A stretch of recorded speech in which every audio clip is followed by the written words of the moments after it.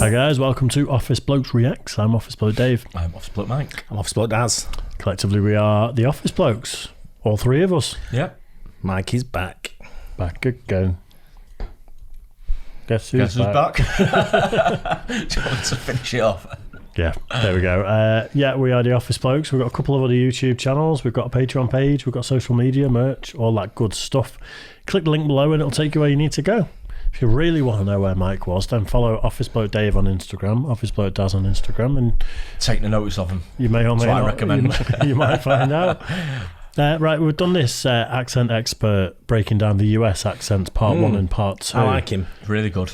Yeah, he knows his stuff, doesn't he? He does big time. Well, he could be lying about everything, but he knows his stuff. Wow. He can say stuff as well. Yeah. Brilliant. Yeah. So this is explaining how to tell accents apart. Can you do any of the accents? No. Is that a Manchester accent? Is that, just do a Manchester accent because you're from Manchester. Just sound a bit more common.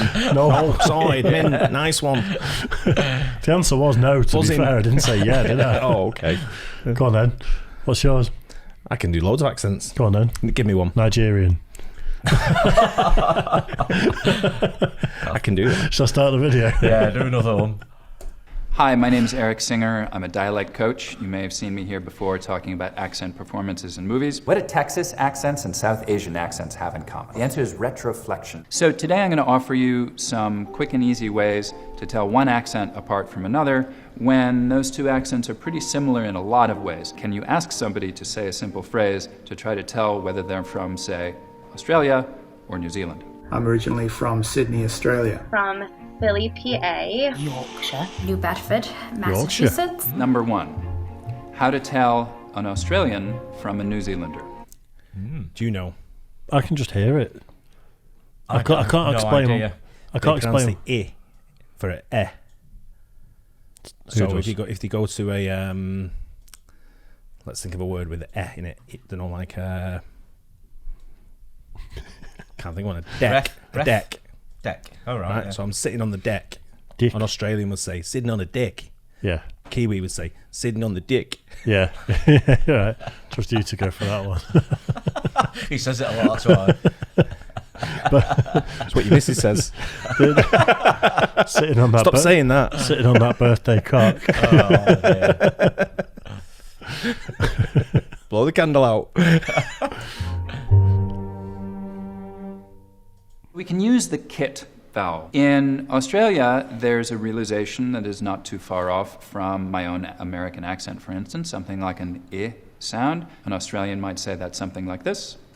Myth, myth, myth. New Zealanders tend to centralize this sound. So instead of the tongue being arched up a little bit towards the front of the mouth, it's relaxed down a little bit towards the middle of the mouth, and you get something closer to a schwa, kut. You can hear that here. Myth, myth, myth, Myth, and myth, myth, and myth. So there's one actually very... Crystal muth. it's very subtle, isn't it? Not a massive difference. But he's saying the same as what I said, isn't he?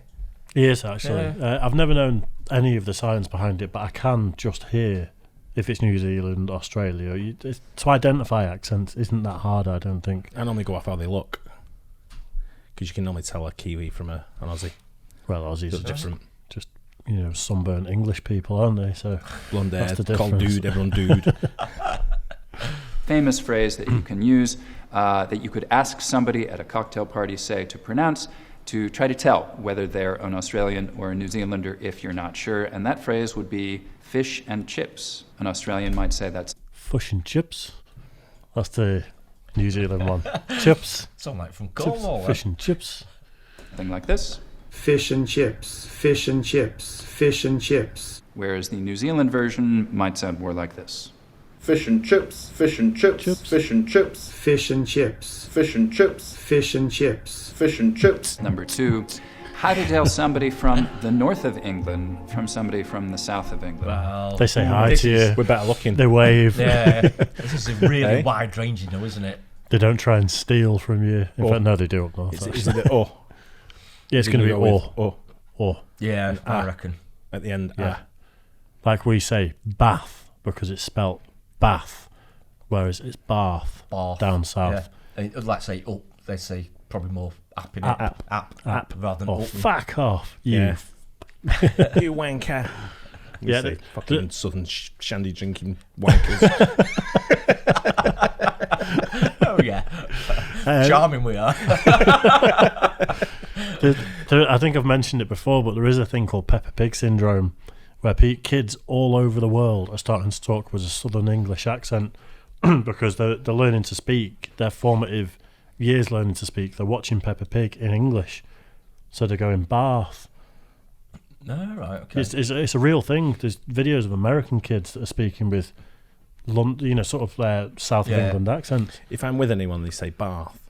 I'm going to have a bath, or I'm going to Bath. I just slap them. You just like give them the look, when you just look at them as if to say, "What was that?" You mean Bath? The one that bothers me is as soon as you get on TV as a northerner, you have to say master. Look at George Clark. Who? Does property renovations, amazing spaces, and stuff like that. He's from North East. It's a Geordie. Geordie, It's a Geordie, but then he'll say it's a master class in building, and it's like, you don't talk like that. People master class, man. I know. Oh yeah, master class. Yeah, but you watch everyone on TV that's northern. They say master. Yeah.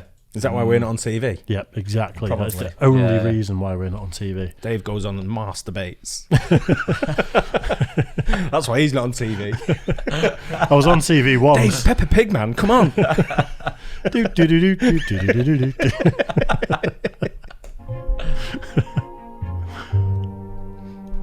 Many accents in both places, of course. But the cool thing is you can draw a line straight across England. North of that line, strut words like cup, under, mother, love, son, are going to have a vowel sound something like u, very similar to the vowel sound in foot words like wood, butcher, woman, look. Here is a Northern English person, and you can hear their strut vowel. Cup, cup, cup. In the South, there are going to be two different vowels. Weird, one is strut and one is foot, and they won't sound the same. Here's a speaker from the South. Cup, cup, cup. From the North. Mother, mother, mother. Some, some, some. From the South. Fun, fun, fun. So. I don't think he has much fun. Does it?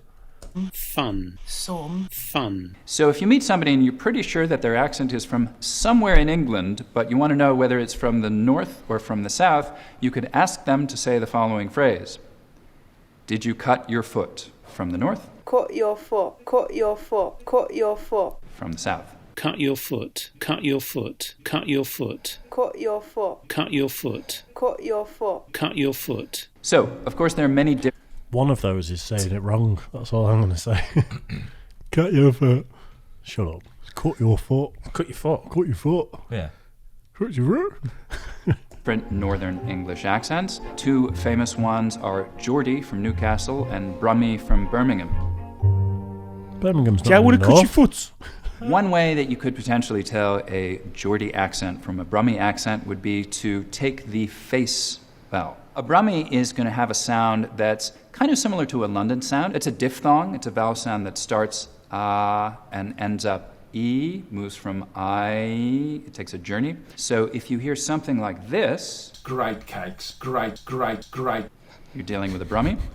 If you hear something that's much more monophthongal, something like this. Great cakes, great, great, great. Then you're dealing with a Geordie. Phrase could be, David bakes great cakes. You can hear that here. David bakes great cakes. David bakes great cakes. Bakes great cakes. Bakes great cakes. Bakes great cakes. Next up, New York and Boston.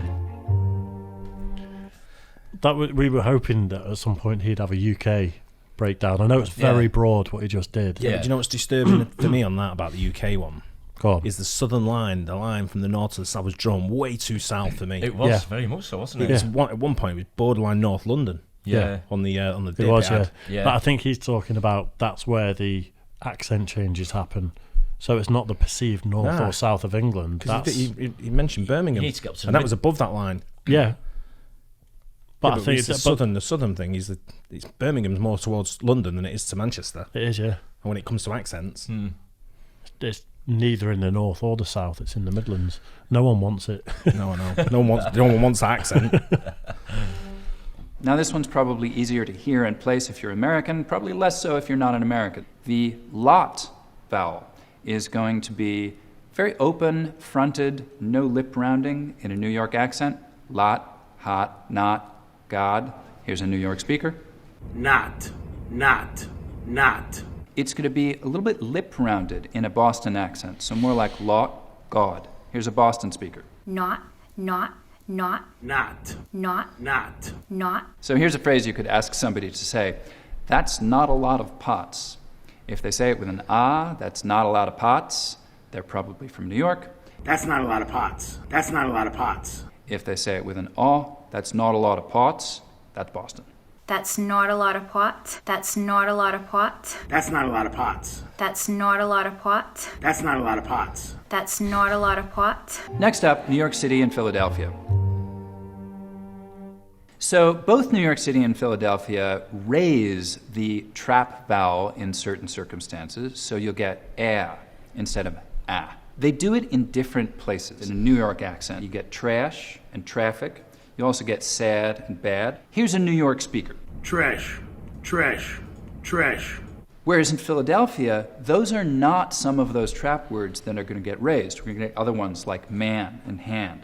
So you'll get something more open like my own, traffic, trash, sad, bad. Here's a Philadelphia speaker on similar words with a different sound. Traffic. So if you want a quick cocktail party test, you could have somebody say trash or traffic. Trash. Traffic. That's it for accent party tricks.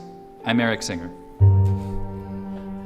I do like that guy. He's great, isn't he? Yeah. I wonder if he sort of listened to us speaking, he'd say, oh, you've actually picked up something from somewhere else, or from here or there, or, you know, certain words that we say, because we haven't got the broadest Manchester accent, have we? Mine's there is quite broad. broader. Yeah, but I mean, there's sort of We've got a South Manchester accent. Yeah, that's what I mean. It's not quite as sort of harsh as maybe the North Manchester, is it? And, you know, and like the Mid Manchester. But if you want to know if you're from Timperley, just write out Cholmondeley and say how do you pronounce that? How do you pronounce that? Yeah, that's true. Say that a lot. It's good dialogue, isn't it? The New York accent's quite aggressive, isn't it? Yeah, isn't it? Yeah. I assume he's referring to New York City as opposed to the state, because he went on to, in one of the other ones, he talks about like this line that he put across the northern areas. He's talking about Buffalo and places like Syracuse. Different again. What was the line? What did he call it? Can't remember, but it was. But it's New York City accent's real like aggressive, isn't it? It is. Yeah. It's like the Arabic accent. When you listen to people talk Arabic, you think they're always arguing, no matter what they're saying. Yeah. You know, they could be doing the wedding vows and like, it's like shouting and just like yelling. It's like Chinese one, isn't it? That's really, really harsh as well. It's fairly monotone. Your Chinese accent, you know, it's not sort of like soft, or, you know, they always sound like they're shouting at each other as well. I've heard Russian speakers, people have asked them, you know, it sounds quite aggressive, the Russian language, and people who are bilingual that speak English and Russian say that Russian is like poetry in comparison to English. Yeah. It's just because we don't understand it, it seems aggressive.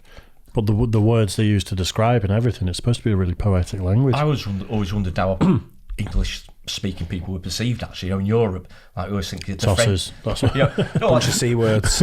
But, you know, but, you know, like the French, Spanish and maybe Italian are always perceived as being sort of quite a nice sort of accent sort of thing, like a nice language. Yeah, and you've got nice the Irish accent as well, which people love the Irish accent. Problem you got with perceiving the British people is most people go, from a tourist perspective, go and visit London. Yeah. And that's not the British people. No. That's the knob hub. Innit? Stumpy knob hub. But you've got, you know, it's like the Indian accent, for example. I remember they talk so quiet sometimes. I'm thinking, how can he even hear you? But he's answering him. Yeah. And I'm like, he's not even looking at him. He's like on the other side of the room and he'll say something and the guy will answer. I'll go, I'm sat next to you. I only just heard it. It's quite bouncy and melodic, the Indian accent, isn't it? It's not confrontational or aggressive. It sounds like they're reasoning with you all the time. Yeah. That's what I mean about the Chinese one. That does sound really, really harsh all the time, and, you know, argumentative sort of thing, aggressive. Yeah. Seems it like that. Clearly it's not, but it's mad, isn't it? You know, someone could be saying something really nice and kind to you, but in a certain language or accent you're going, all right. Yeah. Yeah, no one's ever said anything nice or kind to me in any accent. Oh, yeah. I know that word in about 40 different languages. What's wrong with that? How do you Let us know what you think of our accents. Oh, glad you said accents there. What? I thought you could say something else. Let us know what you think of that. Code. Hope you like that too. Yeah. Don't forget, like and subscribe, hit the bell, and we'll catch you on the next one. Cheers. Guys.